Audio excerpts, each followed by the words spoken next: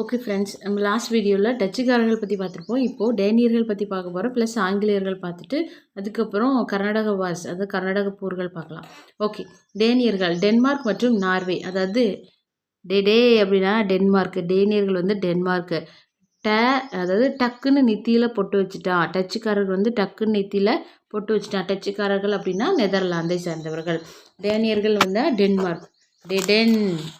Denmark Denmark மற்றும் Norway. Denmark மற்றும் Norway 1713 இணைஞ்சே இருந்திருக்காங்க. அதான் டென்மார்க் தான் ஞாபகம் வச்சுக்கா போதும்.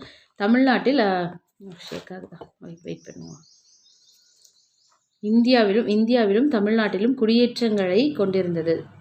இந்தியாவிலும் டென்மார்க் மற்றும் நார்வே இந்தியாவிலும் தமிழ்நாட்டிலும் குடியேற்றங்களை கொண்டிருந்தது. தமிழ்நாட்டில் தரங்கம்பாடி, மேற்கு வங்கத்தில் செராம்பூர், நிக்கோலா தீவுகள் ஆகியன டேனியர் வசம் இருந்த 3 பிளேஸ் இருந்திருக்கு தமிழ்நாட்டில் இருக்க ஒரே பிளேஸ் தான் தரங்கம்பாடி. அப்புறம் தான் வெஸ்ட் பெங்கால் வந்து செராம்பூர், நிக்கோபார் தீவுகள் ஆகியன டேனியர் வசம் இருந்திருக்கு. 1617 இப்போ டே அப்படின்னா 1617 வச்சுக்கணும். 1616 மார்ச் 17 தான் டென்மார்க் அரசர் நான்காம் கிறிஸ்டியன் ஒரு பட்டயத்தை வந்து வெளியிட்டதன் மூலம் பட்டயத்தை கொடுத்தது மூலம் டேனியர் கிழக்கிந்திய கம்பெனி வந்து உருவாச்சு. 1617 டே ஓகேயா. டேனியர்கள் வந்து டென்மார்க். ஓகே, டென்மார்க் அரசர் நான்காம் கிறிஸ்டியன் ஒரு பட்டயத்தை வெளியிட்டார். ஓகே, அதுக்கப்புறம் தான் 1600 எந்த வணிகர்கள் நிறுவனத்துக்கு பெரும் ஆதரவு வந்து எதுவுமே இல்லை இந்த வணிக நிறுவனத்துக்கு. ஸோ என்ன பண்ணாங்கன்னா 1618 கடற்படை தலைவர் ஓவி ஜெடி, கடற்படையான கடல் தான் வந்து ரொம்ப முக்கியமான ஒரு ட்ரேடிங் வே, அந்த வழியில் தான் போக முடியும். ஸோ அதனால் என்ன பண்ணாங்கன்னா கப்பற்படையை தான் எல்லோரும் அறிஞ்சுவாங்கன்னா மெயினாக டார்கெட் பண்ணியிருப்பாங்க. ஸோ கடற்படை தலைவர் ஓவி ஜெடி இலங்கைக்கு முதல் கடற்பயணத்தை ஃபஸ்ட்டு இலங்கைக்கு போகிறார். இலங்கை இப்போ யார்கிட்ட இருக்குது? டச்சுக்காரர்கள்ட்ட இருக்குது. அப்படி தானே? போர்ச்சுகீஸர்லேருந்து டச்சுக்காரர்கிட்ட வந்துட்டு அவங்க டச்சுக்காரர் கொடுக்கல, கட்டாயம் தான் படுத்துகிறாங்க. ஸோ இப்போ வந்து போர்ச்சுகீஸர்கிட்டே இருக்குன்னு வச்சுக்கலாம்.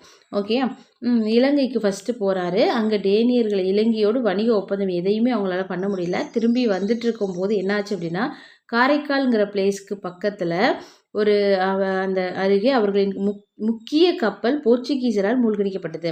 போர்ச்சுகீஸர் அப்போது சிக்கிக்கொண்ட 13 யாரோட இது அப்படின்னா இலங்கையிலேருந்து டச்சுக்காரர்களது போர்ச்சுகீஸரால் மூழ்கடிக்கப்பட்டது.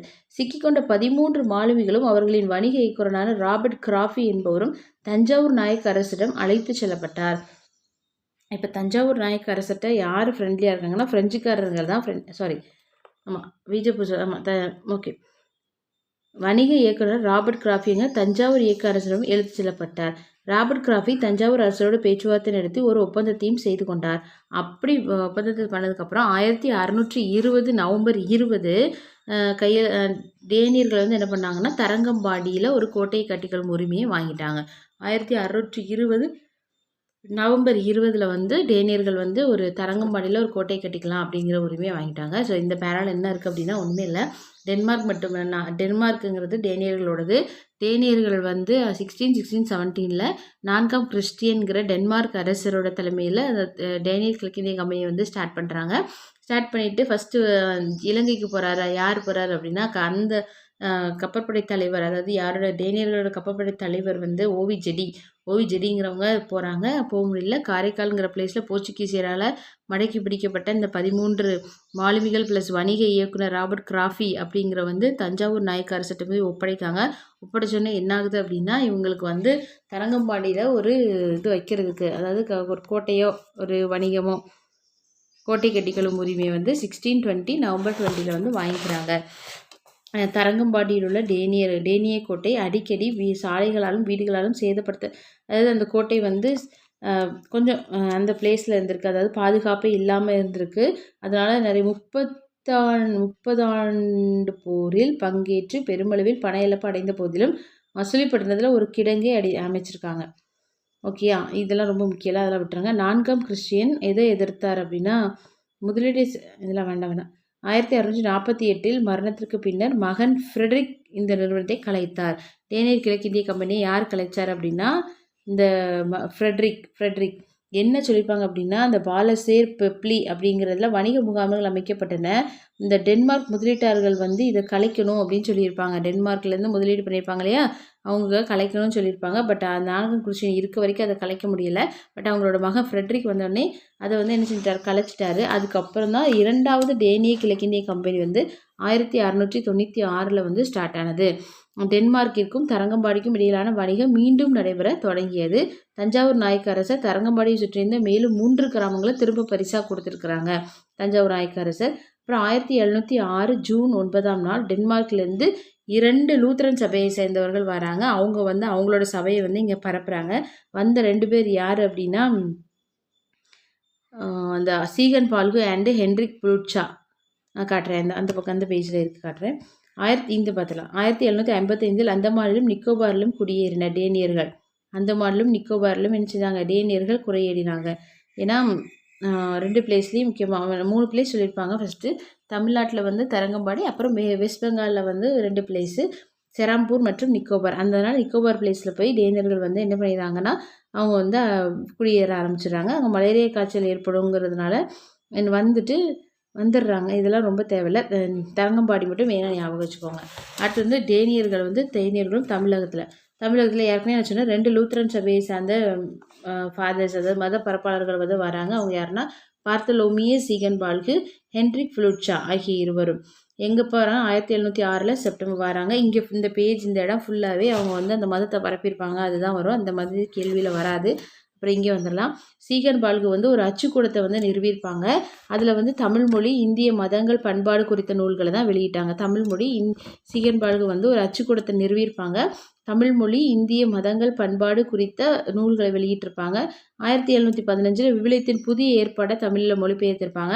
அதுக்கப்புறம் அவர் லைஃப் முடிஞ்சதுக்கப்புறம், அதாவது எப்போ அப்படின்னா 1719 பிப்ரவரி 23 இயற்கை எய்திய போது என்ன மிச்சம் இருந்தது அப்படின்னா தமிழில் மொழிபெயர்க்கப்பட்ட பழைய மற்றும் புதிய ஏற்பாடு, தமிழில் சுருக்கமாக எழுதப்பட்ட பல ஏடுகள், 2 தேவாலயங்கள், இறையியல் பயிற்சி பள்ளி ஆகியவற்றையும் புனித நீராடல் சடங்கை முடித்திருந்த 250 கிறிஸ்தவர்களையும் விட்டுட்டு அவர் என்ன சென்றார், இயற்கை எழுதிவிட்டார். ஓகே, நெக்ஸ்ட் வந்து ஆங்கிலேயரோட வருகை.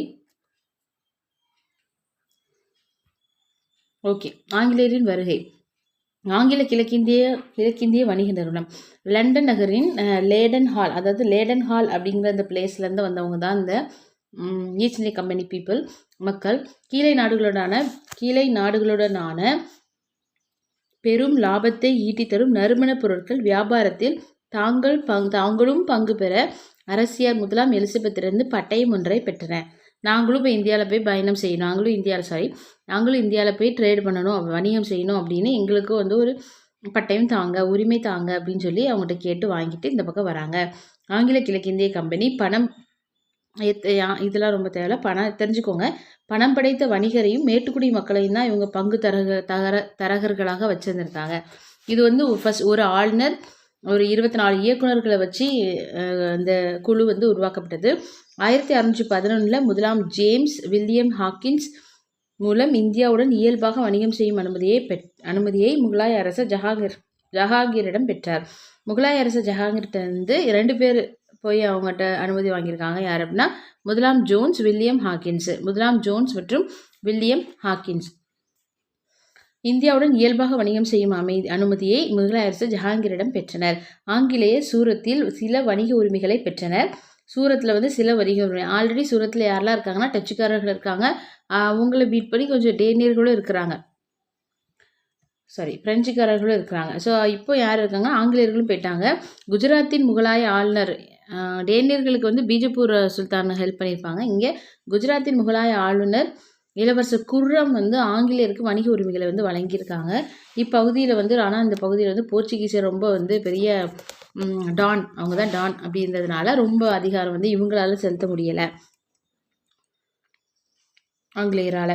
1639 சந்திரகிரியின் அரசர், இதான் முக்கியமான பாயிண்ட். சந்திரகிரியின் அரசர் வந்து சென்னையை வந்து ஆங்கில கிழக்கிந்திய கம்பெனிக்கு கொடுத்துட்டாங்க. நீங்கள் இதில் வந்து ஒரு கோட்டையை கட்டிக்கோங்க அப்படின்னு அனுமதி கொடுத்துட்டாங்க. அதில் கட்டினது தான் புனித ஜார்ஜ் கோட்டை. சென்னையில் கம்பெனியின் கட்டுப்பாட்டில் இருந்த பகுதிகள், இதான் முதலாக பெற்ற நிலப்பகுதி. 1645ஆம் ஆண்டு கோல்கொண்டா அரசர் படையெடுத்து பாழ்படுத்தினார். சென்னையில் கம்பெனியின் கட்டுப்பாட்டில் இருந்த பகுதிகள் மீது கோல்கொண்டா அரசர் வந்து படையெடுத்து பாழ்படுத்திட்டார். 1687 அவுரங்கசீப் கோல்கொண்டாவை கைப்பற்றினார். அவுரங்கசீப் என்ன பண்ணிட்டாங்க? கோல்கொண்டாவை கைப்பற்றினார். 1687 அவுரங்கசீப் கோல்கொண்டாவை கைப்பற்றிட்டாங்க.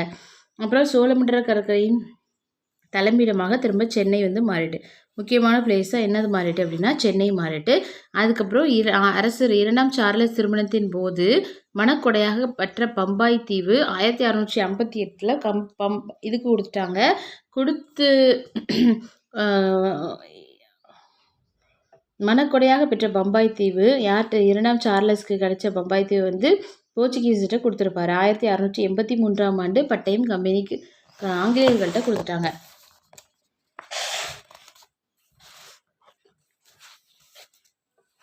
கம்பெனிக்கு படைகளை உருவாக்கி கொள்ளவும் அமெரிக்கா, ஆப்பிரிக்கா, ஆசியா ஆகியவற்றுள்ள நாடுகளுக்கு எதிராக போர் அறிவிப்பு செய்யவும் அனுமதி உடன்படிக்கை மேற்கொள்ளவும் உரிமை வழங்கியது. இதுதான் முக்கியமானது. 1684 சென்னை ஒரு மாகாணமாக உருவாகுது. 8 நாளில் என்னாச்சு? 84 சென்னை வந்து ஒரு மாகாணமாக உருவாச்சு. 88 சென்னை ஒரு மேயர் 10 உறுப்பினர்கள் அடங்கிய ஆலோசனை குழுவையும் நகராட்சி அரசை பெற்றிருந்தது. 1693 சென்னையை சுற்றியுள்ள 3 கிராமங்களையும் 1702 மேலும் 5 கிராமங்களையும் பெற்றது. ஃபஸ்ட்டு வந்து 3 கிராமம் சென்னை வாங்கிச்சு, சென்னைக்குள்ளே வந்துச்சு. அப்புறம் 5 இப்போ நிறையா இருக்குது. ஓகே, அடுத்து வந்து வங்காளம்னு கொடுத்துருக்காங்க. அந்த வங்காளத்தை பற்றி பார்ப்போம். வங்காள அரசர், அதாவது முகலாய அரசர் ஷாஜஹானின் 2வது மகனும் வங்காளத்தின் ஆளுநருமான ஷா சுஜாவிடமிருந்து கம்பெனி சில வணிக உரிமைகளை பெற்றது.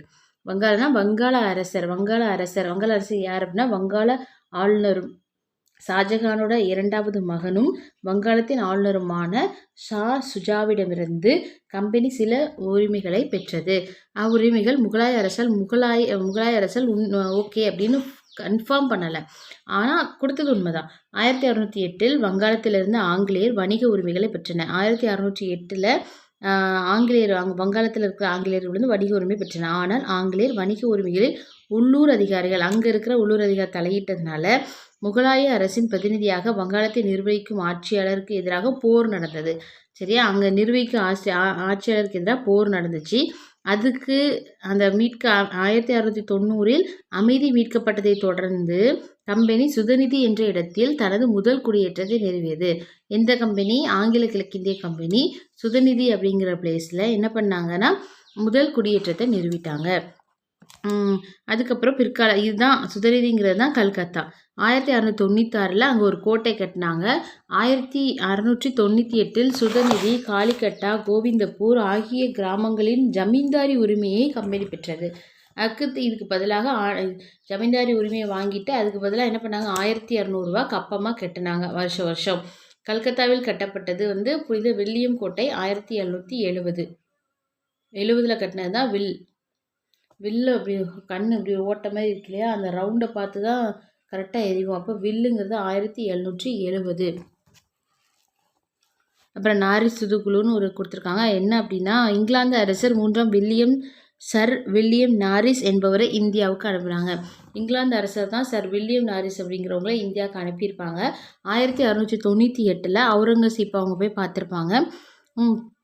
பார்த்துட்டு இவங்களோட நோக்கங்களாக என்ன சொல்லியிருப்பாங்க அப்படின்னா ஆங்கில குடியேற்றங்கள் மீது ஆங்கிலேயரின் முழுமையான கட்டுப்பாட்டை பெறுவதும், ஏற்கனவே பெறப்பட்ட சிறப்பு உரிமைகளை உறுதிப்படுத்துவதும், வணிக உரிமைகளை மேலும் நீட்டிப்பதும் இச்சந்திப்பின் நோக்கங்களாக இருந்துச்சு. இந்த சர்மன் என்பவரின் தலைமையில் கீழ் வந்த தூதுக்குழு முகலாய அரசர் பருக்சியாரை சந்தித்த போது ஏற்கப்பட்டது. இது ஓகேன்னு சொன்னது எப்போ அப்படின்னா சர்மன்கிற தூதுக்குழு தான் போய் கேட்குது. அதை ஓகே சொன்னவர் பருக்சியார். சர்மன் வணிக உரிமைகள் தொடர்பான அரசரின் ஆணையை பருக்சியாரிடமிருந்து பெற்றார்.